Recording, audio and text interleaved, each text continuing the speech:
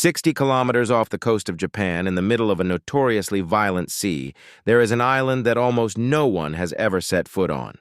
Not because it's dangerous, not because it's uninhabitable, but because for over 1,500 years humans have decided, collectively, deliberately, that some places should remain beyond reach.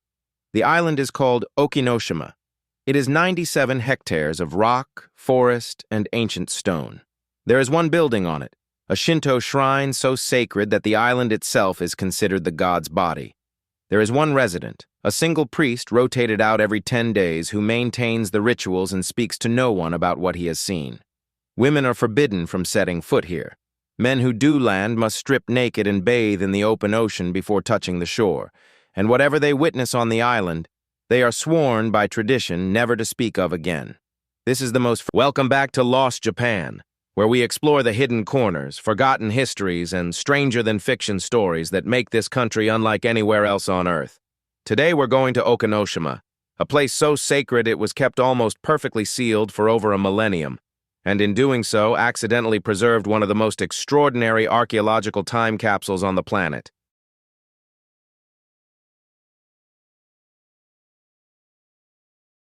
To understand Okinoshima, you first need to understand where it sits. The Genkai Sea, called Genkai Nada in Japanese, is the body of water separating the northern tip of Kyushu from the Korean peninsula. It is famously rough. Storms roll in fast, currents run hard. For ancient sailors navigating wooden vessels between Japan and the Asian continent, this stretch of water was among the most treacherous they would face. Okinoshima sits directly in the middle of this crossing, a stepping stone between two civilizations, 60 kilometers from the Kyushu coast, roughly midway between Japan and Korea. Its geographic position alone made it extraordinary. But what made it truly unique was what people chose to do there. Beginning in the latter half of the 4th century AD, envoys, diplomats, and merchants making the dangerous crossing between Japan and the Korean. The story of Okinoshima begins, like most things in Japanese Shinto mythology, in the Age of Gods. According to the Kojiki and the Nihon Shoki, Japan's oldest written chronicles compiled in the early 8th century, the three goddesses of Munakata were born from a ritual exchange between two of the most powerful deities in the Japanese pantheon. Amaterasu, the goddess of the sun, and Susanoo, the god of storms, made a sacred vow. In the ritual, Amaterasu bit Susanoo's sword into pieces and breathed out, and from that breath, 3 female deities were born. They are known collectively as the Munakata Sanjoshin, Zongxiang Sannu Shen, the 3 goddesses of Munakata. Amaterasu commanded them to descend to the islands of the Genkai Sea and watch over the route between Japan and the continent. They obeyed. Each goddess took her place on a different island in the chain. The eldest, here is the fact about Okinoshima that stops most people cold. Between the 4th and 9th centuries, thousands of ritual offerings were placed on this island.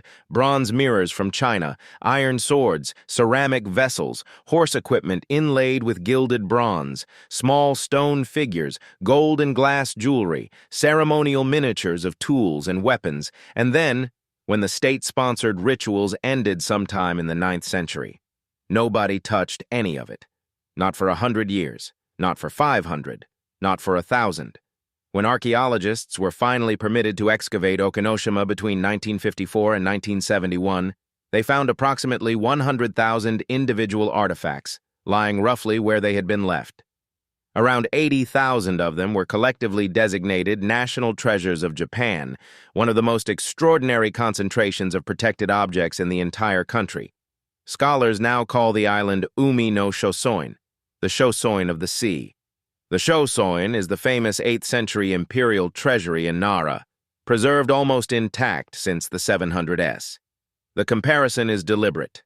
Okinoshima, like the Shosoin, is a place where objects survived not through luck, but through the near-absolute enforcement of rules. Nobody took anything, nobody disturbed the sites, and so the island became an unbroken record of 5 centuries of transcontinental exchange. But it gets stranger.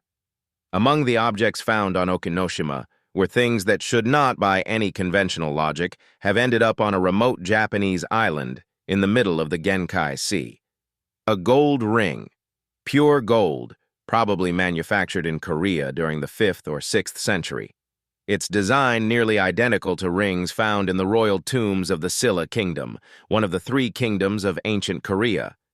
And fragments of glass, not Japanese glass, not Chinese glass, glass traced by modern chemical analysis, X-ray fluorescence, to workshops in Mesopotamia.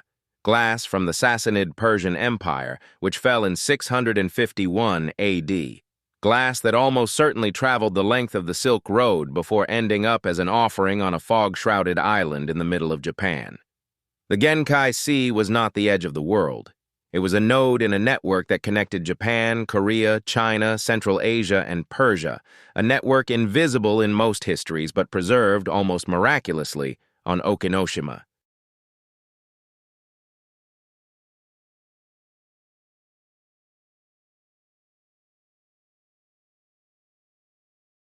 The survival of Okinoshima's treasures was not an accident. It was the result of a system of taboos so strict, so deeply embedded in the community, that they persisted for over 15 centuries without significant enforcement or written law. There are 3 core prohibitions that have governed Okinoshima since ancient times. The first, nothing may leave the island. Not an artifact, not a stone, not a leaf, not a single blade of grass. The rule is absolute, and it applies to everyone: priests, scholars, the rare authorized visitor. Even soil removed from the island is considered a violation of the sacred order. The second, nothing experienced on the island may be spoken of. The island is called Oiwazu no Shima, the island of unspoken things. Whatever a visitor sees, hears, or feels, there is not to be shared. Not with family, not with scholars, not in any record. The knowledge is meant to remain on the island with the goddess. The third, any man who lands on Okinoshima must first purify himself by removing all clothing and bathing in the sea. There are no exceptions, and women, by rule that predates recorded history, are not permitted to land at all. For most of Japanese history, there was exactly one controlled exception to the island's isolation. Every year on May 27th, the anniversary of Japan's naval victory over the Russian Baltic Fleet at the Battle of Tsushima in 1905, a battle fought in waters within sight of this island, approximately 200 men were permitted to come ashore for a single day of prayer. Even then, the rules applied. Even then, whatever they saw, they did not speak of.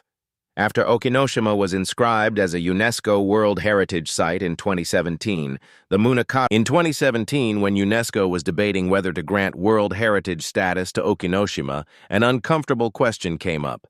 Should the international community endorse a site that categorically bans half the world's population? Critics, from feminist organizations, religious scholars, and international observers, argued that the women's prohibition was discriminatory and that UNESCO recognition would legitimize it. The debate was fierce. In the end, UNESCO approved the inscription. Their precedent was Mount Athos in Greece, a monastic peninsula that has prohibited women since the 10th century and is also a World Heritage Site. But the controversy doesn't resolve the deeper strangeness of the situation. The goddess of Okinoshima, Tagore Hime, the deity this entire system was built to honor, is a woman. She is one of the most powerful figures in the Shinto pantheon. Born from the breath of Amaterasu, Okinoshima is, in many ways, everything lost Japan is about. It is a place where history was preserved not by institutions or archives, but by belief, by the stubborn collective decision of a community to treat one piece of the world as genuinely untouchable. Because of that decision, we have a record. A physical, tangible record of how Japan connected with the world in the 4th, 5th, 6th, 7th, 8th, 9th centuries. A gold ring from a Korean dynasty, Persian glass from the other side of the Silk Road, the archaeological DNA of a civilization in motion, preserved on an island that nobody was supposed to talk about. We can debate the restrictions, we should, but we cannot deny what they produced. In 1,500 years of enforced silence, Okinoshima said more about ancient Japan than almost anywhere else. If you found this story worth your time, consider subscribing.